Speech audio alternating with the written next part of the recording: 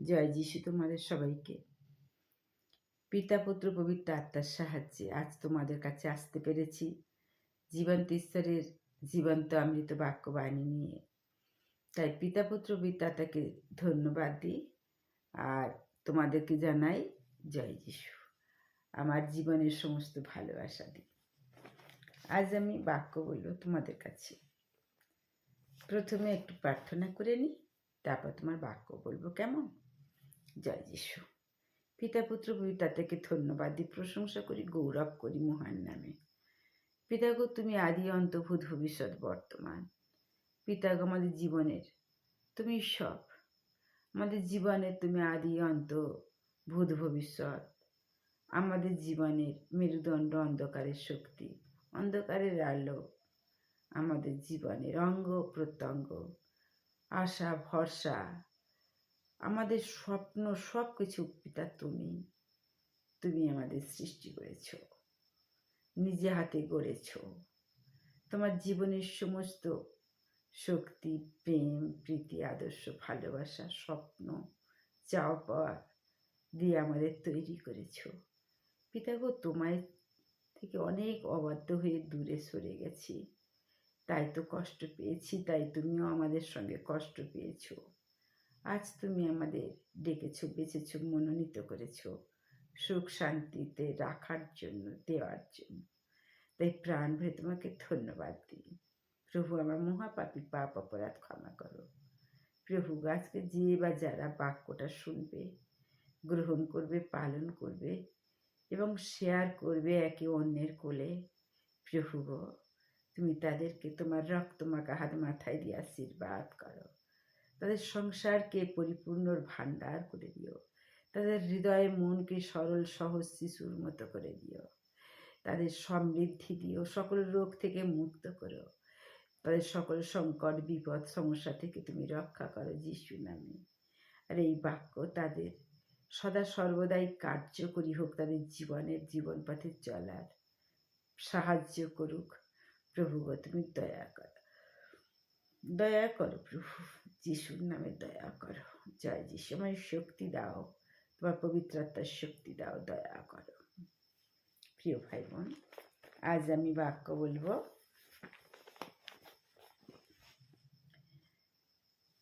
এফেসীয় 4:12-15 পদে।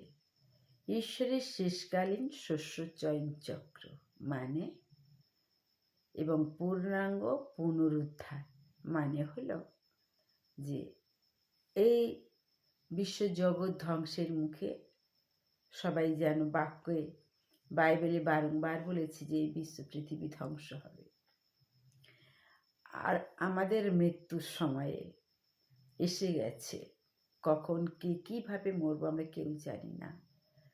তা আজকের এই শেষ মুহূর্ত, এই পৃথিবী বলার আমাদের বলো শেষ মুহূর্তে ঈশ্বর যে বাক্য আজ পবিত্র আত্মার মাধ্যমে মানুষের মাঝে বিছিয়ে দিয়েছে, বীজ বপন করছে।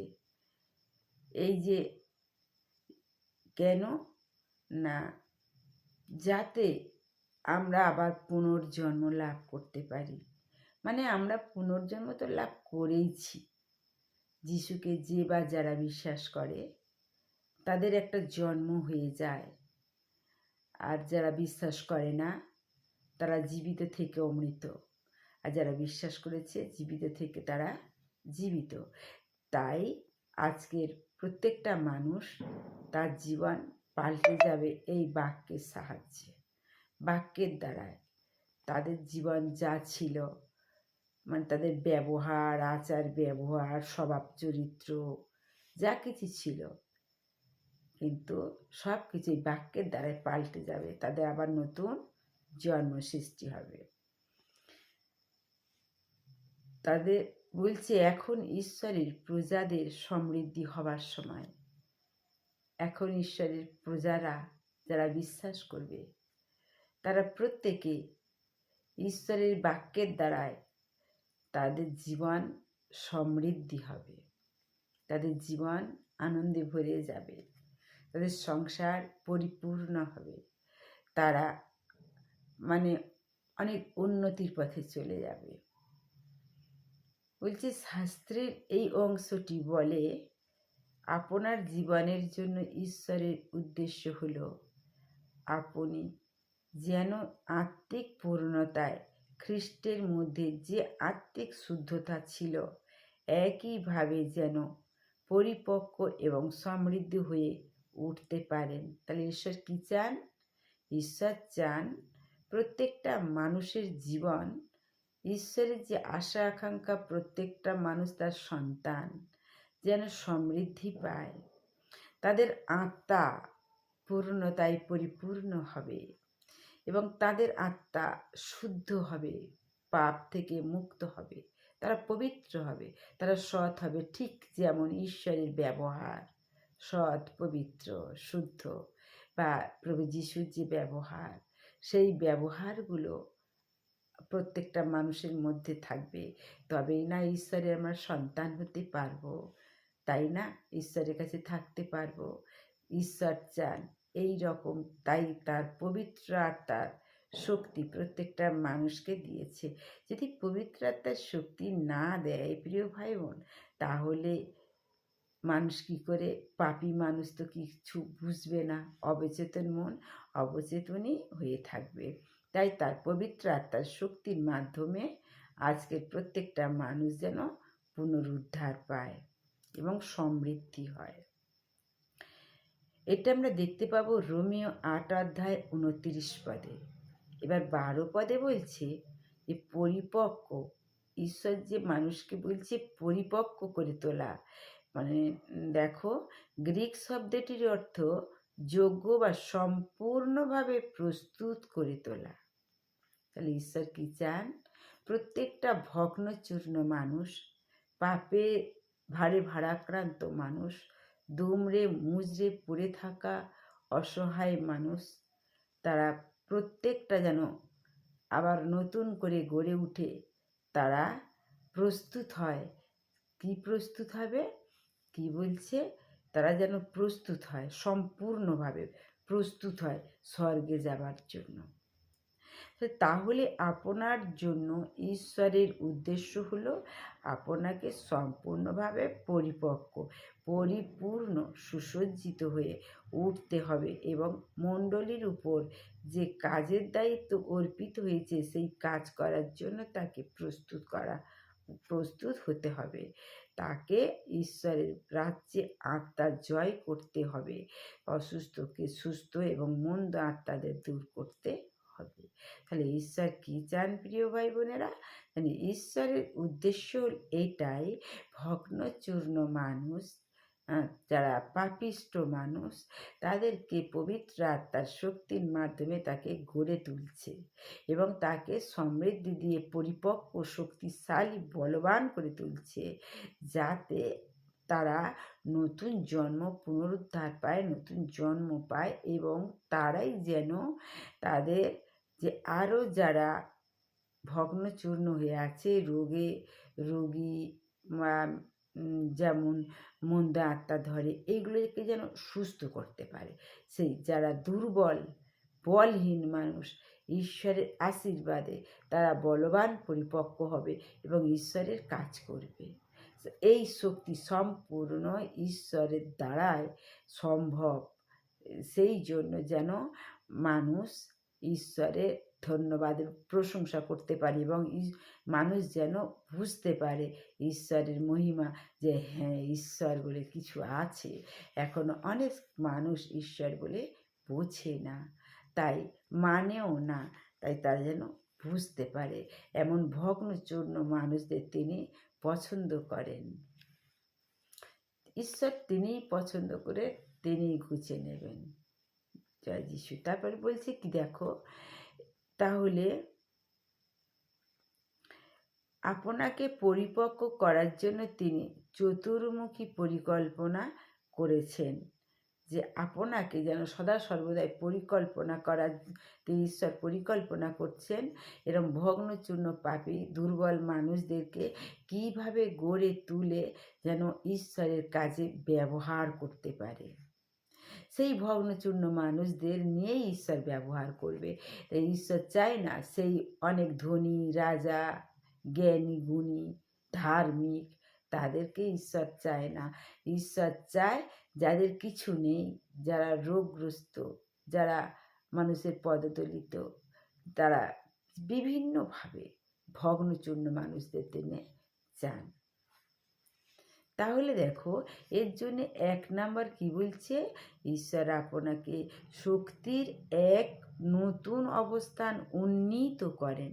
তাহলে ঈশ্বর প্রত্যেকটা মানুষকে তোমাদের কি করে? শক্তির এমনই শক্তি, দুর্বল মানুষদের এমনই শক্তি দেবে, সে সদা সর্বদাই তার মধ্যে একটা সাহসের মধ্যে, আনন্দের মধ্যে, বলবানের মধ্যে শক্তি তার মধ্যে তার জীবনে আসবে।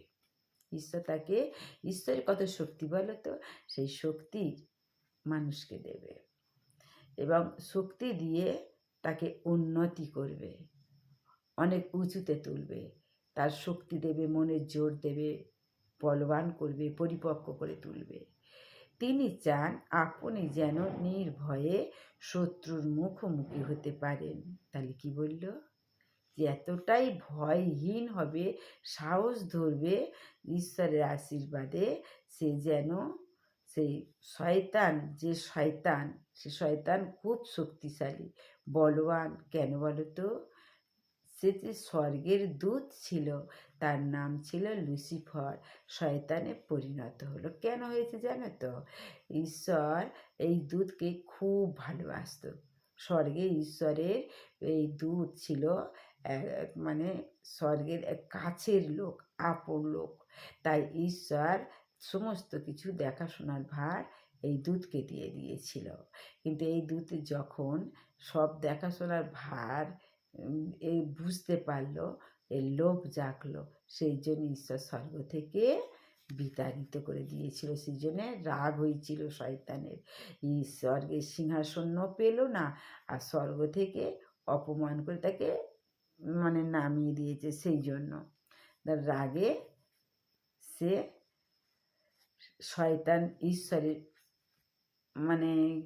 জব্দ করার জন্য, ঈশ্বরকে তো পারবে না, পবিত্র, আর এ তো পাপী, সেই জন্য তার সন্তানদের দ্বারায় শাস্তি দেবে, সন্তানদের দ্বারা ঈশ্বরকে শাস্তি দেবে। তাহলে আর কি বলছে দেখো, যে শয়তানকে যুদ্ধ ব্যাপিত রাখতে এবং আপনার অধিকৃত অঞ্চল দখল করার চেষ্টা করলে আপনি যেন তাকে পরাস্ত করতে পারেন। তাহলে কি বলছে? ঈশ্বর মানুষকে এমনটাই শক্তিশালী পরিপক্ক করবে যে তার জীবনের অঞ্চল, তার জীবনের রক্ত, মাংস, দেহ যা কিছু আছে, একটা ধরে নাও একটা অঞ্চল। এবারে আমার সন্তান, সন্ততি, পরিবার, সমস্ত কিছু ধরে নাও একটা অঞ্চল। এই যেমন জগতের, দেশ বিদেশের বিভিন্ন একটা রাজ্যের কে এমন পরিপক্ক করবে, তোমরাই তাদেরকে সেই ঈশ্বরের কাজ করবে এবং ঈশ্বরের মহিমা তোমরা প্রচার করবে। যেমন স্বর্গ থেকে যিশু আজকে ঈশ্বরের মহিমা বা ঈশ্বরকে চেনাতে বা ঈশ্বরের মহিমা প্রকাশ করতে এই বিশ্ব পৃথিবীতে এসেছে, সেই কাজটা আমাদেরকে দিয়েছে, যাতে আমরাও সেই ঈশ্বরের কাজটা করি বা আমরা ঈশ্বরকে প্রকাশ করতে পারি জগতে। তাহলে আমরা যখন ঈশ্বরের প্রকাশ করব, কিভাবে করব? আমরা তো ভগ্নচূর্ণ, তার যদি শক্তি না থাকে, আমরা তো ভীতু। তা ঈশ্বর যদি আমাদের বলবান করে শক্তি দেয়, তবে তো আমাদের সঙ্গে থাকলে, সেই মনোভাব করে গড়ে তুললে, তবেই না আমরা সেই শয়তানের সঙ্গে, সেই লুসিফার শয়তানের সঙ্গে লড়াই করতে পারবো। দেখো, স্বর্গে ঈশ্বরের কাছে সেই লুসিফার এত বলবান, তার সঙ্গে লড়াই করার জন্য ঈশ্বর ভগ্নচূর্ণ মানুষদেরকে এত বলবান করে শক্তি দিয়ে তাদের গড়ে তুলবে, গঠন করবে, পরিপক্ক করবে, যাতে মানুষ যেন বিজয় লাভ করতে পারে। আর মানুষ যখন বিজয় লাভ করবে, তখন ঈশ্বরকে বিজয় লাভ করা। আর মানুষ যখন দুর্বল হবে, পরাজয় হবে, তখন ঈশ্বরকে পরাজয় করা। তাহলে মানুষ যাতে মানে শয়তানকে ধ্বংস করে পরাজয় করে যেন নিজে মানে বিজয় লাভ করতে পারে, সেই রকম ঈশ্বরই শক্তি দেবে। যদি তোমরা বিশ্বাস করে ঈশ্বরের উপরে ভরসা করো, আস্থা রাখো, নির্ভর করো, তিনি 100% শিওর যে তিনি তোমাদেরকে সেই রকম গঠন করবে, বলবান করবে, তৈরি করবে। শুধু একটা বার তোমাদের সমস্ত জীবন মন প্রাণ সমর্পণ করে দাও ঈশ্বরের কাছে।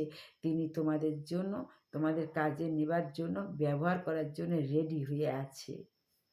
তাই প্রিয় ভাই বোন, এই পর্যন্ত তোমাদের বলি, তোমরা আমার সঙ্গে থাকো, সাথে থাকো, সাবস্ক্রাইব, কমেন্ট, শেয়ার করে একে অন্যের কোলে পৌঁছে দাও।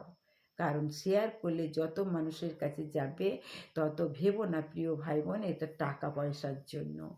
এইটা যত এগিয়ে যাবে দ্রুত গতিতে এই বাক্যগুলো, তত আমি যে বাক্য বলে যে ঈশ্বরের কাজ করছি, তেমন তোমরাও ঈশ্বরের কাজ করবে সরাসরি বাক্য, মানে এই যে ইউটিউবে না বসে তোমরা শেয়ার করে তোমরা এটা ঈশ্বরের কাজ কিন্তু তোমরা করবে। কারণ তোমরা ঈশ্বরের বাক্য তো পৌঁছে দিচ্ছ যে কোনো প্রকারে, তাই না প্রিয় ভাই বোন? তো আমার সঙ্গে প্রথম থেকে শেষ পর্যন্ত কিন্তু থেকো। আর আর যত ভিডিও আসবে তোমরা শেয়ার করো প্রিয় ভাই বোন, আমার পাশে থেকো। কারণ একার দ্বারাই সম্ভব নয় বিশ্ব পৃথিবীতে বাক্য প্রচার করা। তাই বিভিন্ন আরও যত পাস্টাররা আছে যারা বাক্য ছড়াচ্ছে, ঈশ্বরকে তাদের জন্য জয় যিশু দিই। আর যারা দেখছে তাদের জন্য জয় যিশু দিই। সবাই ভালো থেকো, সুস্থ থেকো, সবাই মিলে যেন ঈশ্বরের বাক্য ছড়াতে পারি। কেমন? জয় যিশু।